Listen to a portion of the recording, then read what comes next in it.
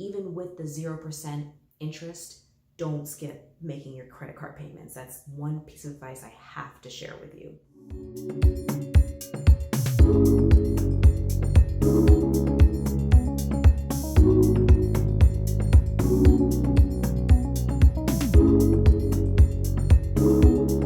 Hey athletes, I want to share my story because I feel like it may be helpful to a few of you guys, especially if you're struggling with credit card debt. A few years back, we actually had over $20,000 worth of credit card debt accumulated from renovating our apartment, from school expenses. It was really so stressful. It was so hard to deal, and it was a really hard time for both me and Kurt.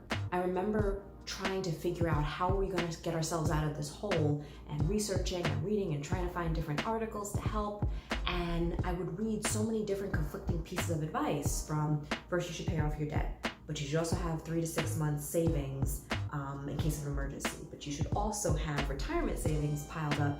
And I remember thinking at the time, how do I go about doing all this when the interest from the credit cards is making it almost impossible for me to pay this off? How can I figure out all of that, debt, retirement, and savings, fix all of that while the interest rates keep piling up, making it almost impossible to pay off my credit card? So here I want to share a few of the ways that we figured out how to pay off debt while covering ourselves for an emergency. It took a lot of discipline and strategy, but we were able to do it with each other's help, and I want to be able to share that with you today. The first step was just to talk it out. Kurt and I had a meeting every month, if not every paycheck, every time we got paid. It wasn't fun, but honestly, it was the only way to make sure that we were on the same page in how we were going to attack this debt. We would basically just see how much we had coming in, what our checks looked like, any additional income we had coming in, and we would make sure that we would list out the debts, our income, and strategize a plan of attack on how to get out of debt. Then we would put together our payment plan and our saving strategy.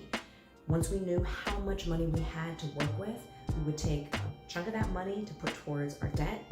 We would allocate another chunk of money to see what would go towards our bills, our rent, our commuting, our groceries, things like that. And then the final, very small chunk would go towards our savings. One strategy that was super helpful was applying for and utilizing a transfer balance credit card. At the time, we had really high balances spread across 4 or 5 different credit cards. And by transferring all of that money onto one credit card, we got a 0% interest rate balance for about, I want to say a few months, just under a year. And this was really cool because it helped us breathe, brought down my stress levels, and it helped us make more meaningful payments towards that credit card debt versus paying all of these little payments that were due with different interest rates. We decided to use a snowball method when it came time to actually paying off our debt. So even though we transferred all of our major apartment renovation expenses and school expenses to one major credit card, that did not include daily expenses that Kurt and I had accumulated. So we did this in 3 ways.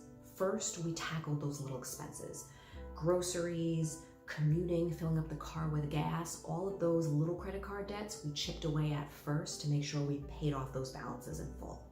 Then we decided to chip away at the big credit card, that 20K plus, by making a little bit more than the minimum payment each month, and we never skipped a month. Even with the 0% interest, don't skip making your credit card payments. That's one piece of advice I have to share with you. And then finally, the third piece of advice would be just to make sure that with that little money that you have, and I tell you there were some months it was only $50, $75, $100, I took a little bit and we put it into a savings account. In the beginning, it's so sad because you only have a few $100, $50 that you can say you put aside. But again, if you trust that you can be disciplined and you can put a little bit of money aside every month, every paycheck, that savings account will grow and you will start to see a healthy emergency fund. Prioritizing retirement was also another sacrifice that required so much discipline that we committed ourselves to. At the time, our employers actually matched 3% of our retirement funds, meaning if we put in 3%, they would match it. And there were nights where I was like, why not just skip out on paying our retirement for a few months? Why not just take that money and put it toward our credit card debt? But Kurt reminded me that's like leaving free money on the table, and you don't want to do that. So if you're able to continue to put your retirement contribution in, you will thank yourself in the future, especially if your employer matches. Putting off investing is also something I would advise. Until you're in a comfortable spot, it doesn't make sense to be splitting your attention and splitting your energies into different areas. Kurt and I made the decision that until our debts were paid off, we would hold off on investing, which is important to us because that's how we were able to find the funds to buy our apartment and to finish the first round of our renovations. So we would advise, instead of kind of dabbling, paying off your debts, investing here, just focus on paying off all of your debts and then look forward to multiplying your funds in other ways. Finally, seek professional help if you need it. If you are drowning in debt, if you are struggling, there is no shame in getting professional help.